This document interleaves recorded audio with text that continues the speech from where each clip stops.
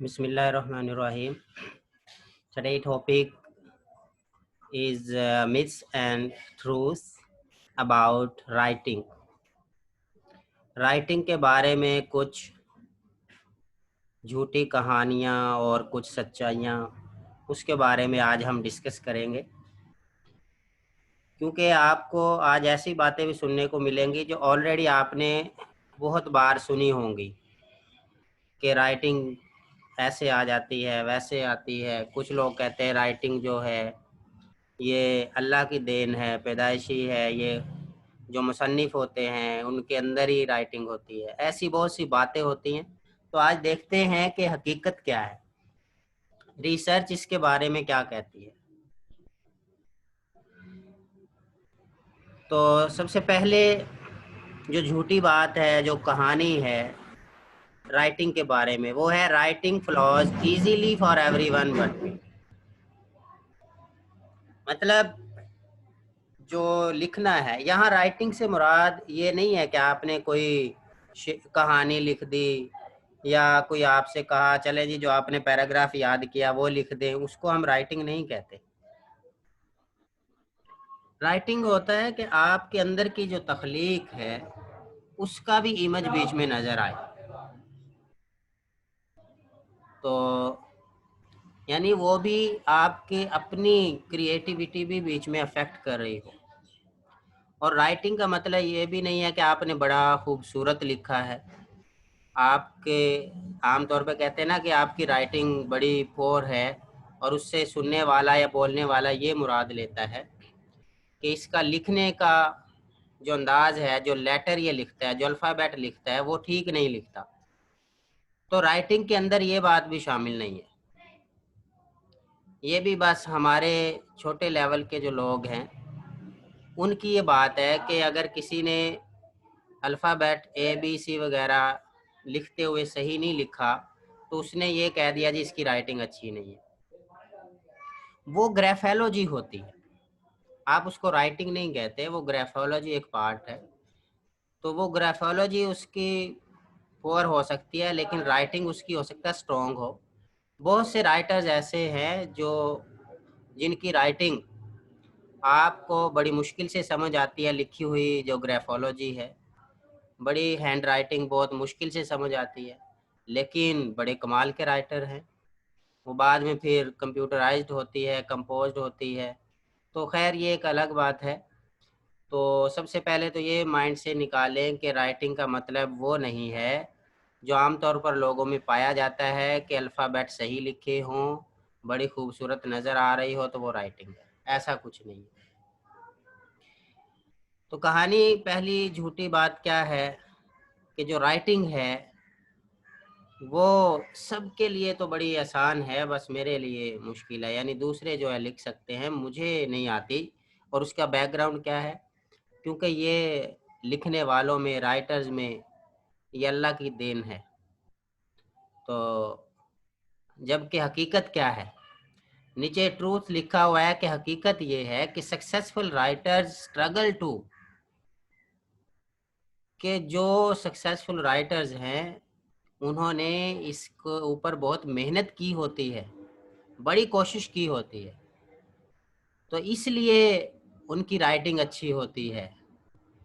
अब हम उनकी मेहनत को, हार्ड वर्किंग को, स्ट्रगल को, एफर्ट को इग्नोर करके माइंड में ये बात रख लेते हैं कि बस राइटिंग दूसरों के लिए है, वो ये बड़ी आसान, लेकिन मुझे अल्लाह की तरफ से नहीं मिली, ये बड़ी है तो आसान लेकिन मेरे लिए मुश्किल है। तो ऐसी बात नहीं है, मेहनत करें, आपके अंदर भी राइटिंग स्किल आ जाएगी और ऐसा कोई इशू नहीं है।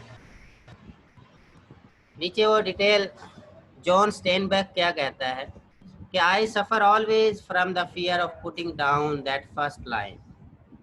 कहता है कि मैं जब भी कोई चीज़ लिखता तो हमेशा जो पहली लाइन लिखने के लिए अपना खौफ महसूस करता था। मेरे अंदर पहली लाइन लिखने का बड़ा खौफ होता था, तो मैं लिखने का आगाज़ ही नहीं कर पाता था। हम में से अक्सर यही ऐसे ही करते हैं कि हम लिखने का आगाज़ करते नहीं हैं। It is amazing the terror the magics, the prayers, the straightening shyness that assails one. ये वो बातें हैं जो लिखने वाले के ऊपर अफेक्ट करती है और वो खौफ महसूस करता है, वो कोई जादू का इफेक्ट समझता है, दुआएं करता है। तो हालांकि इन बातों का ताल्लुक इससे नहीं होता, या उसके अंदर शर्म आती है कि अगर मैंने कुछ सही ना लिखा या मैंने कुछ ऐसा वैसा लिख दिया तो मुझे शर्मिंदगी उठानी पड़ेगी, लोग मजाक उड़ाएंगे। तो ये बातें वो हैं जो लिखने से मना करती हैं। तो इन बातों को हमें इग्नोर करना चाहिए और अपनी मेहनत और अपने एम को सामने रखकर लिखते रहना चाहिए। तो ये डिफरेंट कंसेप्ट हैं, डिफरेंट आइडियोलॉजी है जो आपको वो नज़र आ रही है, आप रीडिंग कर लीजिएगा। इसके बाद है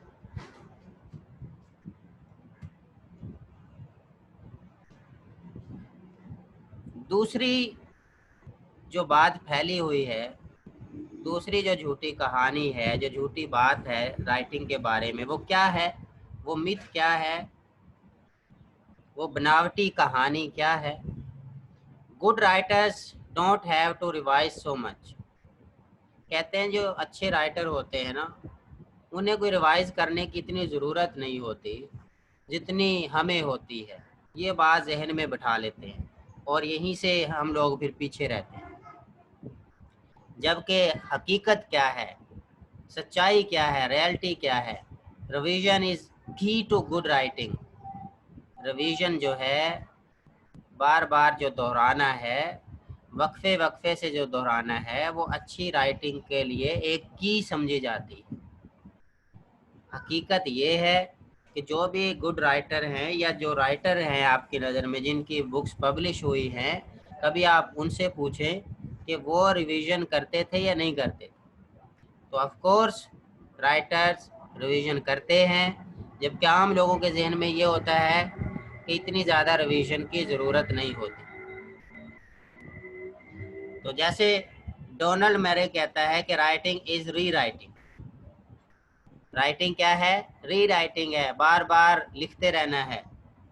तो I have rewritten often several times every word I have ever published.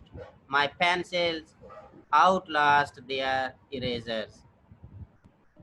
आप अंदाज़ा लगाएं कि जो राइटर्स हैं वो क्या करते हैं, बार बार लिखते हैं, मिटाते हैं, लिखते हैं, मिटाते हैं, लिख देते हैं, फिर काट देते हैं। ऐसे करते करते एक दिन आता है कि उनका शुमार अच्छे राइटर्स में हो जाता है। और अगर हम ऐसा करें ही ना, तो ऐसा सिर्फ सोच के रखें कि नहीं नहीं ये रिवीजन की ज़रूरत नहीं है, दोबारा लिखने की ज़रूरत नहीं है, री राइटिंग की ज़रूरत नहीं है, तो फिर हम आगे नहीं बढ़ सकते। मैंने भी जब बुक लिखी तो मेरी जो हैंड रिटन बुक है उसमें आपको कई जगह पर चीज़ों को काट काट के लिखा हुआ नज़र आएगा, क्योंकि राइटर्स को पता होता है कि ये एक की समझी जाती है। आपके माइंड में कोई क्रिएटिविटी आई है, कोई आइडिया आया, आपने लिख लिया, फिर उसके ऊपर कोई और आइडिया आया, आपने उसको काट के दूसरा लिखा, या उसका कोई एक पार्ट काट के उसमें कोई और मर्ज किया। ये सारे राइटर्स के दरमियान कॉमन बात है, लेकिन जो आम लोग हैं उनको ये बात समझ नहीं आती और इसीलिए वो राइटर नहीं बन पाते। आगे फिर वही आइडियोलॉजी है, डिफरेंट लोगों ने राइटिंग के बारे में, इस स्टोरी के बारे में क्या कहा है कि रिवीजन, री राइटिंग होनी चाहिए या नहीं, तो इसके बारे में राइटर्स क्या कहते हैं। तो ये आप यहाँ से स्टडी कर सकते हैं। आप आउटलाइन लिखें, आउटलाइन के ऊपर फिर पैराग्राफ बनाएं और बार बार उसको दोबारा से चेक करें, री रीडिंग भी करें, री राइटिंग करें, उसको एक अच्छी शेप में दें, तो फिर आप देखेंगे कि आपका शुमार भी राइटर्स में होगा। आगे फिर एक कहानी जो बनावटी कहानी, झूठी कहानी है, जो लोगों के माइंड में एक मिथ है, वो क्या है, most writers work in solitude. अच्छा, लोगों के जहन में ये भी है कि जो राइटर्स होते हैं ना, वो तन्हाई में काम करने वाले होते हैं। उनकी सोचें, उनके आइडियाज़ वो तन्हाइयों में होते हैं। ये एक कहानी है, हालांकि ऐसा नहीं होता। राइटर्स लोगों के साथ मिलने जुलने वाला होता है, लोगों में उठने बैठने वाला होता है, उनको ऑब्जर्व करता है, उनसे सीखता है। वो बातें भी नोट करता है जो दूसरे इग्नोर कर देते हैं। तो most writers get work with and get some feedback from others. फिर राइटर्स अपनी राइटिंग को, अपने वर्क्स को दूसरों को दिखाते हैं कि वो इसका फीडबैक दे, और जहाँ पर उन्हें कुछ ज़्यादा अच्छा करने का मौका मिले, जो कमेंट हैं उनको सामने रखते हैं, फिर वो री राइटिंग करते हैं। तो इस तरह से एक एक्सीलेंट काम सामने आता है। तो हैना अरेंडे क्या कहते हैं? For excellence the presence of others is always required. अगर आप एक्सीलेंट वर्क करना चाहते हैं तो उसके लिए हमेशा दूसरों का होना ज़रूरी होता है, लोगों का होना ज़रूरी होता है। तो जैसे ये टी.एस. एलियट है, काफ़ी मशहूर पोइट है। तो ये क्या कहता है, एक एजरा पाउंड है, ये बड़ी मशहूर राइटर है। तो एजरा पाउंड क्या कहते हैं कि was a marvellous critic because he didn't try to turn you into an imitation of himself. मतलब ये बड़ा मार्वलस किस्म का, बहुत ही फेमस क्रिटिक समझा जाता है इजरा पाउंड। तो he didn't try to turn you into an imitation of himself। उसने कभी भी ऐसी कोई ट्राई की नहीं है कि इमिटेशन ना करे। वो इमिटेट करता है। he tried to see what you were trying to do। उसने वही कुछ बार बार उसी चीज़ के देखने की, लिखने की, महसूस करने की कोशिश की है। what you were to do, what you were to trying to do। जो दूसरे लोग हैं, जो रीडर्स हैं, जो आम लोग हैं, जो वो करने की कोशिश कर रहे होते हैं, तो वो उनको ऑब्जर्व कर रहा होता है, उसको करने की कोशिश करता है। तो आम लोग उन चीज़ों को इग्नोर कर देते हैं जिनको राइटर्स ऑब्जर्व कर रहे होते हैं। तो ये बात भी फिर गलत साबित हुई कि राइटर जो हैं वो तन्हाई पसंद होते हैं। ऐसी बात नहीं होती।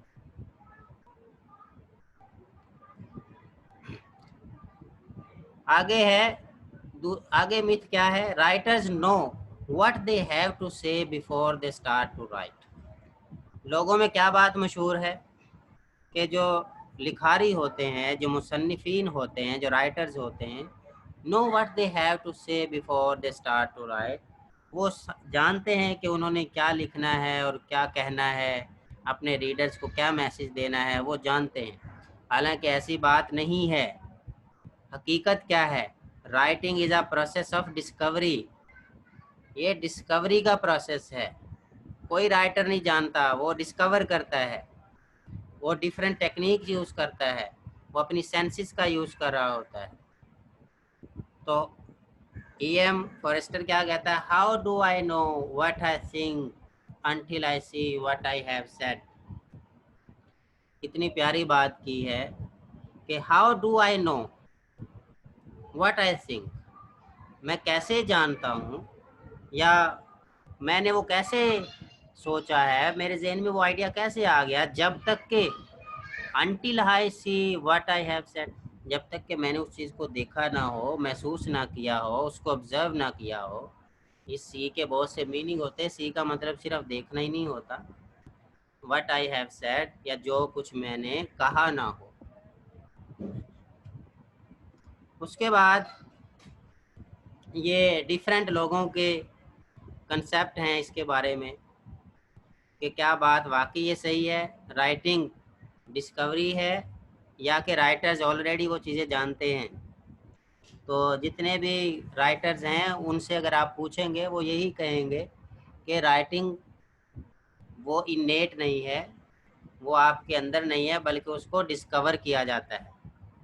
लेकिन जो राइटर नहीं होते, जिन्होंने कभी कुछ लिखा नहीं है, वो क्या कहेंगे? वो कहेंगे नहीं, ये राइटिंग जो है ये अल्लाह की देन है, हालांकि ऐसा नहीं है, ये लर्निंग प्रोसेस है।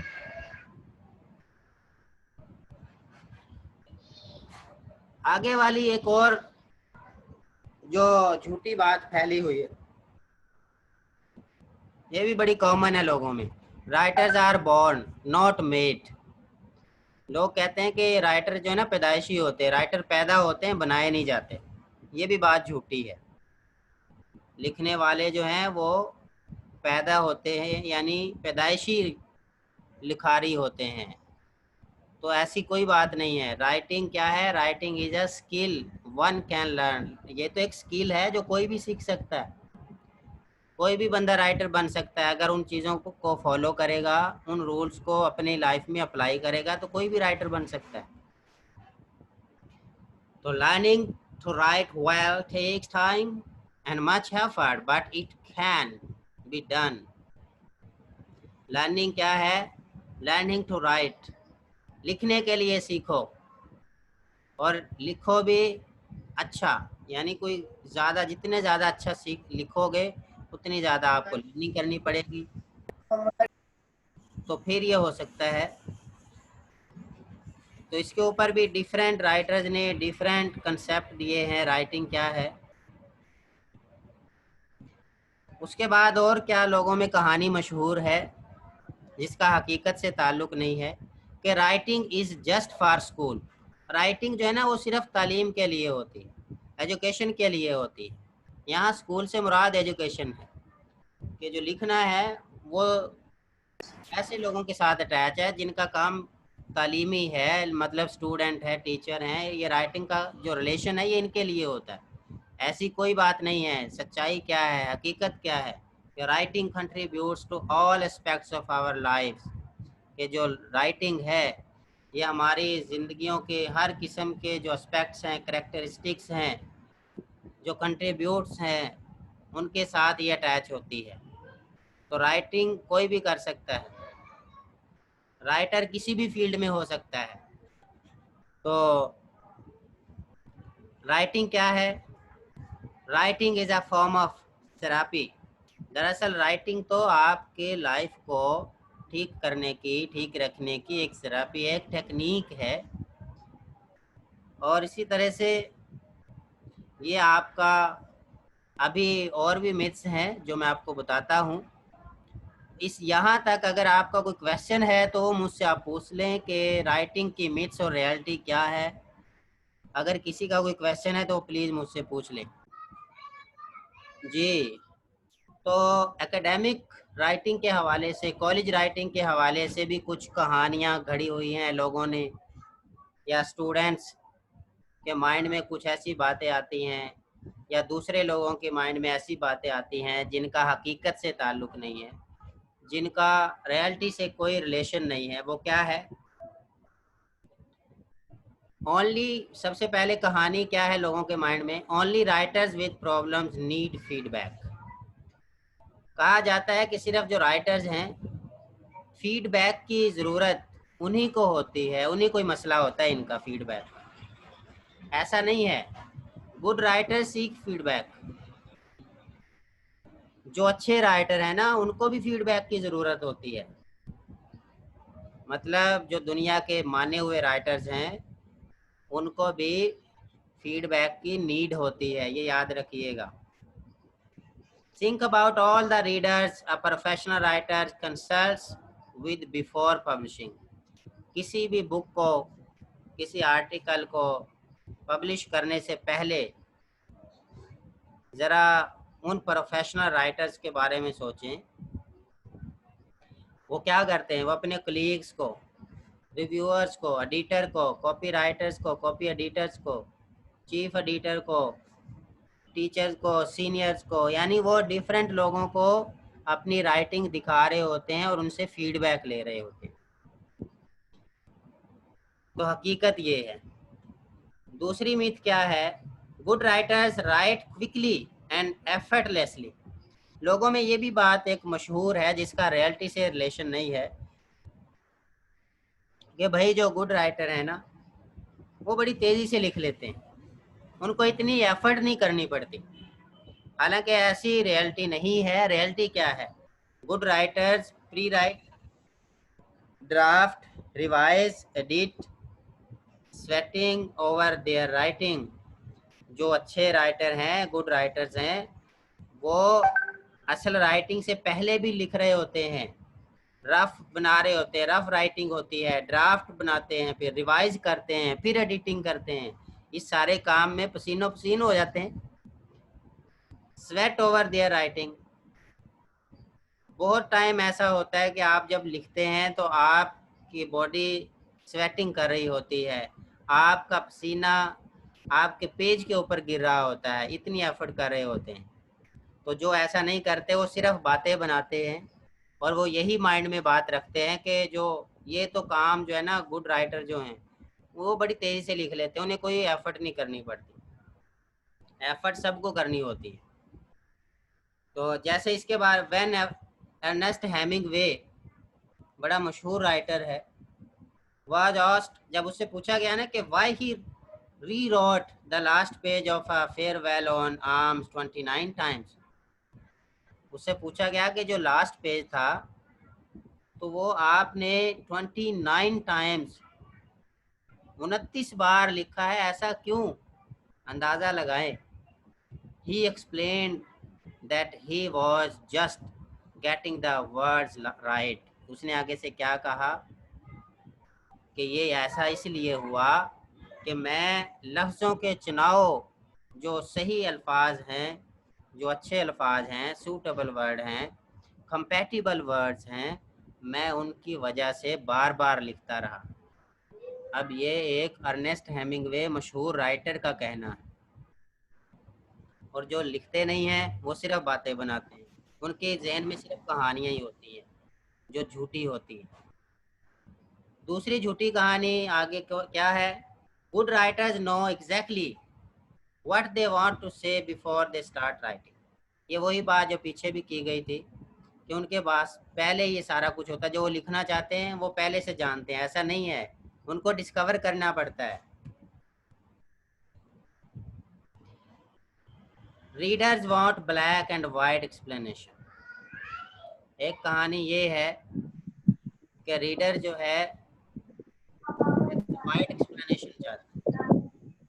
क्या है? ब्लैक एंड वाइट एक्सप्लेनेशन चाहता है, लेकिन रियलिटी क्या है? Readers trust writers. जो रीडर हैं वो राइटर्स पे ट्रस्ट करते हैं। Who dwell into the complexity of an issue। और राइटर्स कौन हैं? वो वाले राइटर्स जो किसी भी इशू, किसी भी प्रॉब्लम के कम्प्लेक्सिटी के अंदर उसको निकाल के बाहर ले जाता है अपने रीडर को। तो फिर आगे मिथ क्या है? सिंपल लैंग्वेज सीम्स डम। जो सिंपल लैंग्वेज है वो तो डम की तरह होती है। गूंगे बहरे जो होते हैं ना, गूंगे, इस तरह की होती है। ये लोगों के जहन में ऐसा है कि जो सादा लैंग्वेज में बात लिखी होती है ना, वो उसको अप्रिशिएट नहीं करते। हालांकि रियलिटी क्या है? Ornate language and Verde sentences muddy your argument. Writers में ये बात मशहूर है कि डिफ़िकल्ट लैंग्वेज जो है या बहुत ज़्यादा कम्प्लेक्स सेंटेंसेस जो हैं, आपके रीडर्स के दरमियान डाउट डाल देती है, सस्पेक्ट डालती है, और आपके जो आर्गुमेंट है उसको मडी कर देती है। तो इसलिए सिंपल लैंग्वेज होनी चाहिए। क्या है? Use concise simple fresh language. ऐसा लिखें रीडर को समझ आए। उसके बाद है thesis should be 1 sentence long. तो थीसिस, ये थीसिस सिंगुलर है और ये थीसिस प्लूरल है, याद रखें आप। अच्छा, लोगों में ये मशहूर है कि थीसिस को एक सेंटेंस जैसा लंबा होना चाहिए। ऐसा नहीं है। Thesis often consist of several steps और concept that take multiple sentences to explain. किसी भी चीज़ को एक्सप्लेन करने के लिए आपको बहुत से स्टेप, बहुत से कंसेप्ट शो करने होते हैं, लिखने होते हैं। तो एक ही सेंटेंस में सारा कुछ लिखने की ज़रूरत नहीं है। उसके पीस बनाए, उसको सिंपल करें, और इससे रीडर को अच्छा लगेगा और समझ भी आएगी। ये नहीं है कि आपने इतनी लाइनों का एक ही सेंटेंस बना दिया है, ऐसा मत करें। अगर आपको कई लाइनों का एक सेंटेंस मिले उसके पार्ट्स बनाएं। आगे दूसरी मिथ क्या है, using I is always bad. एक कहानी ये है कि जो आई का इस्तेमाल है वो हमेशा बुरा होता है। जो लोग मैं का इस्तेमाल करते हैं, आई का इस्तेमाल करते हैं, ये हमेशा बुरा होता है। लेकिन रियलिटी क्या है, no universal true rules exist on using I. ऐसा कोई रूल नहीं है दुनिया में जो इस चीज़ से मना करे। Different audience and different disciplines have different explanation expectation. If your audience thinks using I is appropriate, you can use it. आप जिन लोगों के लिए लिखना चाहते हैं, जिनके लिए ये मैसेज है, आप उनकी साइकोलॉजी के मुताबिक आई का इस्तेमाल कर सकते हैं। अगर नहीं तो आप ही शी वगैरह जो भी है दे थर्ड पर्सन यूज कर सकते हैं। तो हम रीडर्स के मुताबिक चलते हैं। आगे मिथ क्या है, he can function as a neutral pronoun that refers to both man and women. एक क्या है कि he can function as a neutral pronoun. ये बात मशहूर है कि ही जो है ये मैन वुमेन दोनों के लिए चलता है। रियलिटी क्या है, in academic writing he is no longer considered an appropriate pronoun to donate both genders. ऐसा नहीं है। ही और शी का डिफरेंस याद रखें, आप मेल और फीमेल का डिफरेंस याद रखें जी। आगे मिथ क्या है, लोगों में जो बात मशहूर लेवल पे है और उसको किस चीज की जरूरत है उसके मुताबिक ये चलेगा।